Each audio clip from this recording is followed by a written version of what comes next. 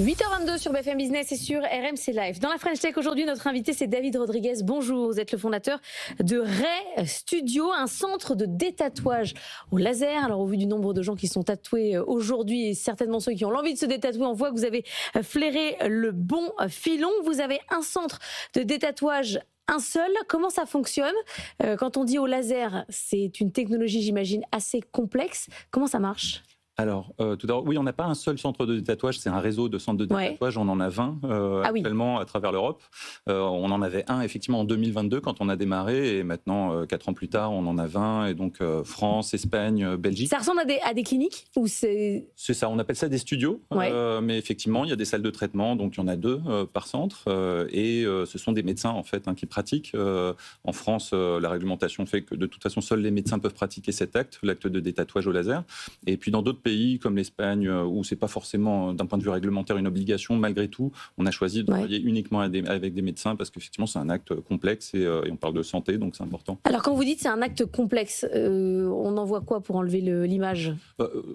En synthèse, pour ceux qui ne connaissent pas du tout le détatouage au laser, ce qu'on fait en fait, c'est qu'on fait des séances. Donc tout d'abord on fait une visite médicale et donc on a une consultation pour s'assurer qu'il n'y a pas de contre-indication, etc. Et ensuite lorsqu'on décide de démarrer le traitement, en fait c'est des séances de laser. Donc le laser, c'est une technologie chez nous en tout cas qui s'appelle picoseconde et qui est une technologie assez récente qui a vraiment amélioré les résultats qu'on peut obtenir, qui aujourd'hui sont vraiment excellents.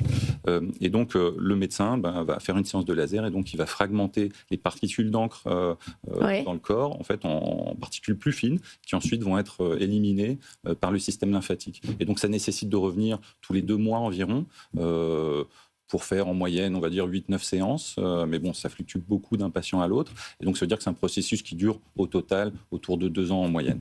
Alors j'imagine que vous avez une population grandissante de gens qui veulent enlever les tatouages dont ils ne veulent plus. C'est quoi votre clientèle en termes d'âge, en termes de catégorie socio-professionnelle?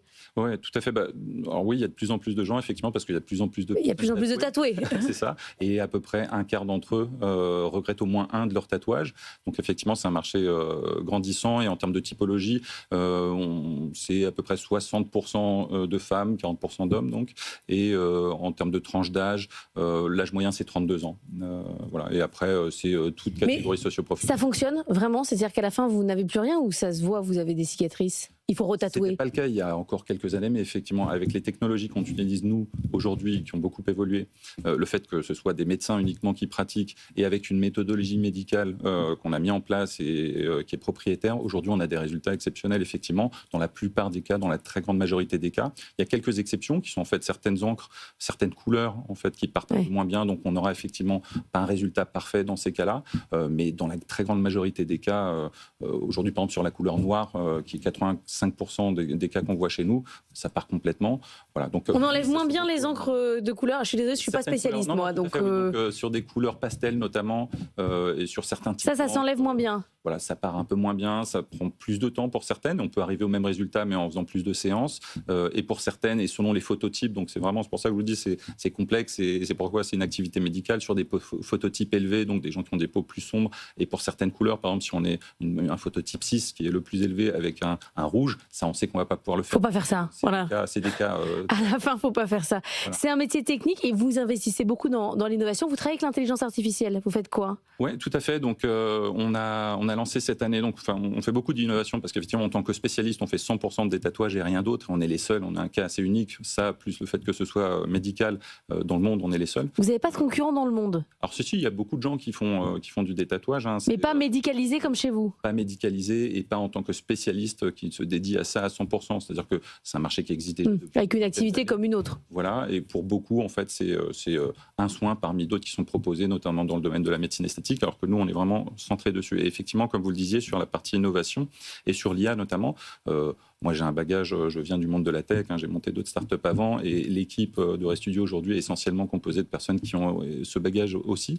Et donc, on a développé des solutions. Donc, pour ce qui est de l'IA, c'est un bon exemple en fait de ce qui se fait aujourd'hui dans la santé et sur toutes les verticales et comment on exploite ce nouvel outil à bon escient en le mettant dans les mains des médecins en l'occurrence, et comment en fait on utilise les LLM, on fait ce qu'on appelle des custom GPT, on utilise le LLM d'OpenAI et on y plug en fait, on y ajoute nos bases de connaissances propres, qui sont le résultat donc, de l'intelligence collective de tous les médecins avec lesquels on travaille et des 60 000 traitements qu'on a pu faire les 4 dernières années, pour en fait leur mettre à disposition des outils qui leur donnent des réponses instantanées quand ils ont un doute.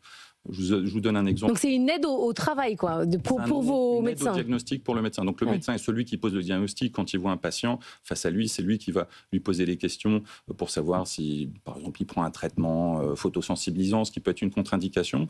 C'est lui qui va identifier le phototype, etc. Mais avec toutes ces informations-là, on peut se retrouver dans des cas qu'on appelle des edge cases, en gros des cas un peu particuliers qui sont au chemin de différentes... Et là, il est aidé par l'IA dans ces cas-là. Et là, en posant cette question à l'IA, parce que c'est un cas qu'on a déjà eu avec un patient peut-être à Malaga il y a 6 mois, le médecin à Lille va pouvoir poser une question et avec cette expérience-là, et qui figure dans notre base de connaissances, avoir la réponse instantanée.